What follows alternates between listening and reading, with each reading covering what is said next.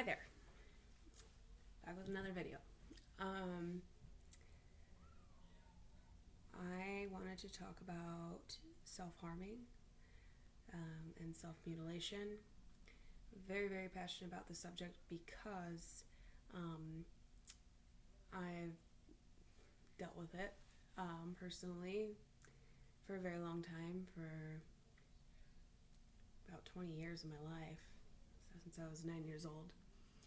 And I wanted to, like I usually do, share my experience with it and then give some education, some prevention, some tips, kind of help with whether you're currently self-harming or thinking about it, and just some better alternative coping skills or coping mechanisms to kind of combat self-harm behavior or thoughts. So I started self-harming when I was 9 years old. I can recall that I would get in really intense bouts of rage or sadness, and I'd start pulling my hair out, and I would pinch myself. I'd pinch myself as hard as I could to either drew blood or broke skin, or just that level of physical pain to me was sufficeable enough for me to stop or do it again somewhere else. So I didn't really realize why I did it. I just remember just being so angry or so sad that I'd either be so mad I needed to get it out, or I'd be so sad I couldn't feel anything. I wanted to feel something, and I didn't really understand it at that time until I got older. So fast forward to middle school, high school years, and I grew up in the emo scene phase generation. So it was really all about self-loathing and self-harm, and I hate myself, and suicide, and just life sucks, and apathy and stuff. So and the group of people I hung out with at that time, we were really into that shit. And I remember we were all got together one time, and eraser burns were a thing. You take an eraser and you just rub it against your skin until you break skin, or you cause a wound, right? And I did that on my leg with my friends, and at first it was just a camaraderie thing. It was a social bonding thing. I know it was super fucked up, but it was. And then but I remember my experience. I came to realize I really like this release, because I got a release of I don't know, endorphins, relief, something. And to my young developing mind and unaware of what I was dealing with before I got diagnosed, I didn't get diagnosed with mental health related things until my 20s. So no idea. Of course, it's wrong, or it's not something that you want your parents to know, but I did it. And then it kind of evolved into cutting, and I started cutting myself, and I was 14, 13 years old. And I remember the first time I cut myself, I actually I have scars everywhere, but I remember the first time I cut myself, it was literally before school, and I grabbed my dad's shaving razor and I just on my arm, but I made it look like it wasn't from a razor. It just made it look like a deep animal scratch or whatever, because we had animals. I tried to make it not look like I did it to myself, the best of my abilities, what I'm saying, because I knew it was wrong, and I knew what I was doing was not okay to do, but I just couldn't help myself, and it just felt really good to me at the time. And it is addicting. It can be. I self-harmed all throughout high school and my early young adult life. So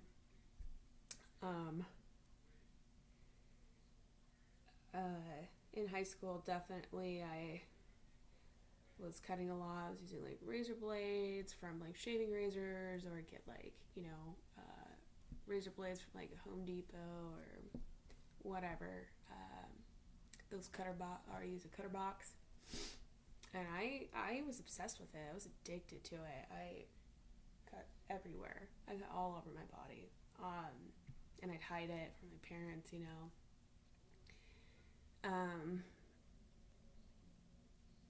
Yeah. I think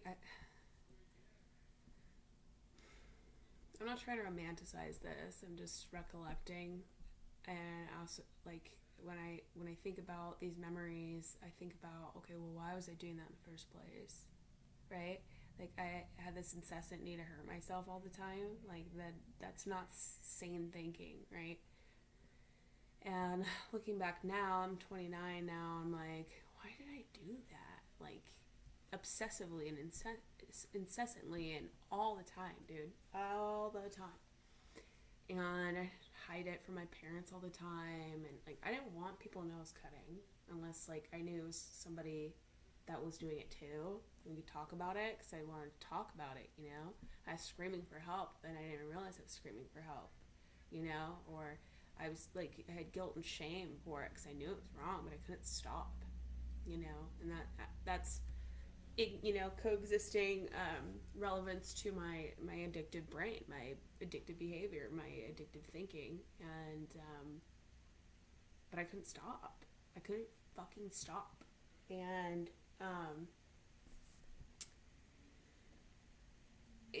and I did romanticize it. I did. I was in love with it, and I love watching the fucking blood go down my arms. I love the pain, that release that it gave me. I loved seeing how far I could go, not to kill myself necessarily. If you watched my last video, I tried to commit suicide by cutting myself and bleeding out. That's a different thing. It's separate. There's self-harming behaviors with the intent to kill yourself, and there's self-harming behaviors just for emotional release from pain or distress. So, and I just wanted release from pain and distress constantly. I didn't know I had a mood disorder. I didn't know I had a developing personality disorder. I didn't know I was an addict back then, and that was my only way to cope with shit until I got in my party phase and I discovered drugs and alcohol, and then it was on. I was still cutting here and there. So it's just like anything for the instant gratification, the instant release, right? And not knowing, the severity of my mental disturbances and bad habits and thinking patterns and upbringing and whatever was unresolved, whatever caused me pain, whether it was like real or just perceived to be real to me. And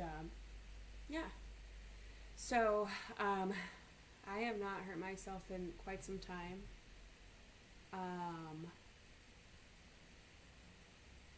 There are moments where I think about it. I don't always think about it. Like, it comes and goes, especially if I'm like say I'm having high stress, and I'm like, I don't know what to do. But I've noticed the older that I get, the less and less those thoughts or contemplations of self-harming come into the forefront or come into my mind at all. So there's progress there. But yeah, it was really bad. And there's many different forms of self-harm. Like, there's cutting, there's burning, pinching on skin, ripping out your hair, punching yourself, breaking your own bones, just anything to cause bodily harm to yourself. For some type of emotional or mental release or, release of pain, it's definitely like substitution, like I'm feeling all this mental or emotional pain, so I'm going to give myself physical pain to substitute from that because I can't handle it. It's too much. And then also there were mindsets too where I was like, if I don't release this in this way, I'm going to end my life. And so it was like a cry for help, for sure. But that guilt and shame that I had or felt, I didn't want to tell anybody that could possibly really truly help me. And I would just talk about it with people that were doing it themselves, like other kids. We were kids, you know. So, yeah. And yeah, it was really bad. I still have scars to this day that are visible on me. And to be honest, a lot of the reason why I have all these tattoos that I do is to cover up a lot of my scars. And I have. And my legs too. Like everywhere. I cut everywhere, man. I didn't give a shit. Anywhere I could hide it. And stuff like that back in the day, teenage years. But why I'm sharing all this and reflecting on that is because I want to share some like preventative tips. If you're having self-harm thoughts or contemplating it, or you're struggling with it, you can't stop. There's a few things, and a few things that I personally tried. They're just suggestions. This is not recommendations. It's not me telling you to do this. If you're struggling, this is just suggestions that I've tried that have actually worked for me. Rubber bands or hair ties. If you feel like self-harming, snap that baby back, right? You'll get that little sting, right? But you won't break skin or bleed out on accident or on purpose, depending on your intent, right? I know I've seen some methods of like people will take a pen and they'll write or draw or whatever on the areas where they want to cut themselves. Not stab themselves or like, you know, write so deep, I want to break some skin, but just writing and stuff. And then a big one for me that worked when I was having self-harm urges, I got tattoos. Tattoos are amazing. And these tattoos on my wrist says primum non nocere, and it means first do no harm to yourself or others. And I have on my wrists for that reason. Because I know when a lot of people think about self-harming, they think about slitting wrists. Makes sense. You know, and so I got these tattooed. I got them tattooed facing me. So if I ever was contemplating that or looking at that, I could look at this and remind me, no, you can't harm yourself. You may be having harmful thoughts, but harming yourself's not going to solve those harmful thoughts. It's only going to temporarily take away that pain, you know, and I need a reminder of that. I forget, because I get stuck in my head or stuck in my feelings or stuck in that thinking of that's what I want to do. And so, yeah, I'm glad I did this. It's helped me a lot. Another thing is like journaling, writing down your thoughts, like write down your pain, get it out in other healthy ways instead of hurting yourself. Write it down. Call somebody that you trust and talk about it. Get rid of shit that could potentially be used as a self-harm, you know, tool. And I've done this for years. It's worked for me. Like, so obviously I shave. So I don't keep old shaving razors, and if I do, I make sure I get rid of them as soon as possible. I try not to keep them around.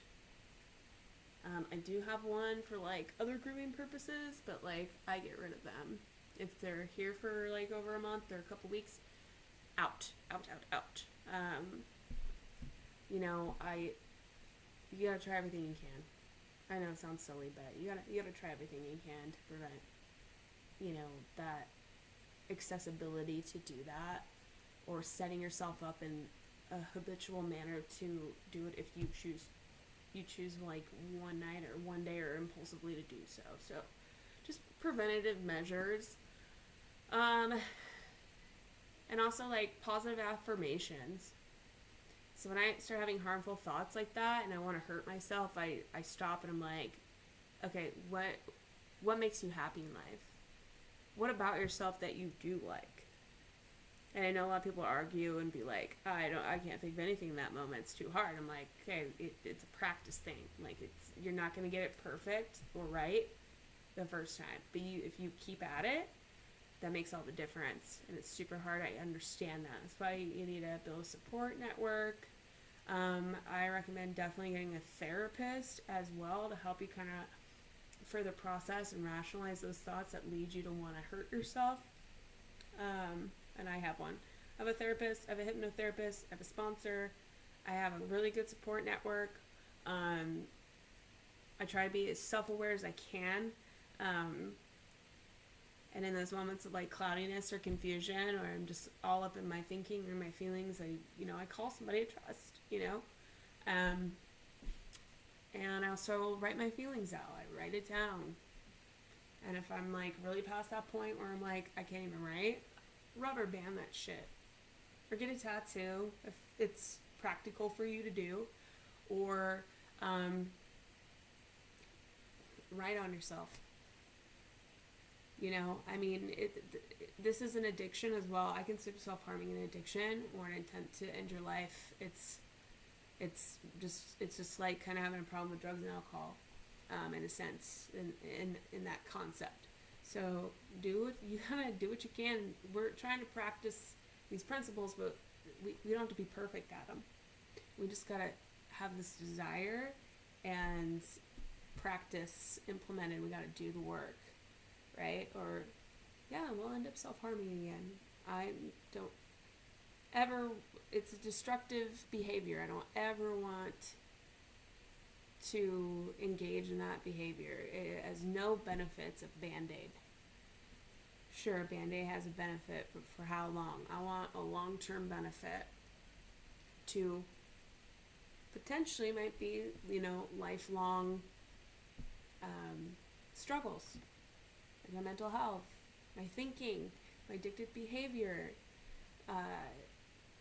character building, character deficits, not wanting to fucking hurt myself, my thinking, my rationalization. That's going to be lifelong for me. Okay, cool. I got to accept that, and then I got to do something about it.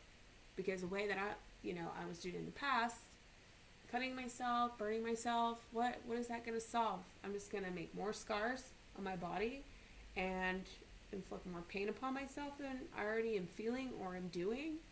And I'm going to concern the people that I love and care about the most. And stress them out and make their life hard too. I'm not doing anything beneficial by hurting myself. Right? And I'm only hurting other people too. Including myself. It's not conducive to life. It's just not. So please reach out if you are having issues with that or having thoughts about that. I totally get it, and I totally understand that. I just want this pain out, or I just don't want to be here. I totally get it. But there is so much more to life. There's so many other ways to get that pain out in a healthy way, and you don't have to hurt yourself over. Because you're already hurting enough. Take care of yourself.